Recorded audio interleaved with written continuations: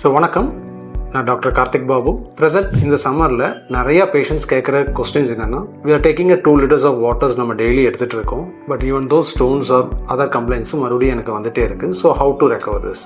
ஜென்ரலாக பார்த்தீங்க அப்படின்னா, ஒரு ட்ரிங்க் மட்டும் நம்ம டெய்லியும் பார்த்தீங்கன்னா இந்த சம்மர் டைமில் நமக்கு நிறைய ஸ்வெட்டிங்ஸ் லாஸ் ஆகும். ஸோ ஒரு ட்ரிங்க் மட்டும் எல்லாத்தையும் மேட்ச் பண்ணிடாது. ஸோ நம்ம பாடிக்கு hydration, cooling, minerals, digestion supports and energy இது எல்லாமே தேவைப்படும்.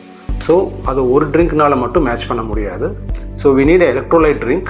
நமக்கு அதிகமாக ஸ்வெட் லாஸ் ஆகும்போது there is a potassium, minerals, இந்த மாதிரி நிறைய விஷயங்கள் பார்த்தீங்க அப்படின்னா ஹைட்ரேஷன் இதாகிடும்.